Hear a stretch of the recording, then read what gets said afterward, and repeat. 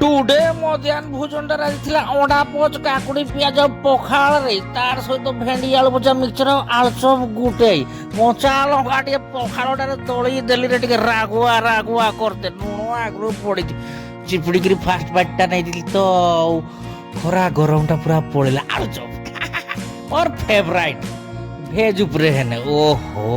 ଜବରଦସ୍ତ ଲାଗୁଥିଲା ତାପରେ ଅଣ୍ଡା ପୋଚ ଏଟା ଗୋଟେ ବୋଧେ ଦୁନିଆର ସବୁଠୁ ବଢିଆ ଖାଦ୍ୟ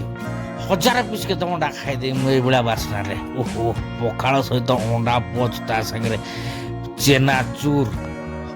ଅଲଗା ଟାଇପର ଲାଗୁଛି ହେଲ୍ଦି ମଧ୍ୟାହ୍ନ ଭୋଜନଟାରେ କାକୁଡ଼ିଟାକୁ ତ ଖାଲି କାମୁଡ଼ି କାମୁଡ଼ି କଣ କାଢ଼ିକିରି ନେଇଗଲି ଭେଣ୍ଡି ଆଳୁ ଭଜା ସହିତ ଅଣ୍ଡା କମ୍ବିନେସନ୍ ଗୋଟେ ଆମଲେଟ୍ ତିଆରି ଥିଲି ଆପଣଙ୍କର ମନେ ଥିବ କିନ୍ତୁ ପୋଚଟା ସାଙ୍ଗରେ ଆଜି ମୁଁ ଖାଉଛି ନା କେଶରଟା ଖାଇବି ଅଧା ବଏଲ୍ ହେଇଛି ଅଲଗା ଟାଇପର ଲାଗେ ପୋଚଟା ତ ଏମିତି ଟିକେ କଞ୍ଚାଳିଆ ରହିଲେ ଭଲ ଆଉ ହେଲେ ବି ଏଟା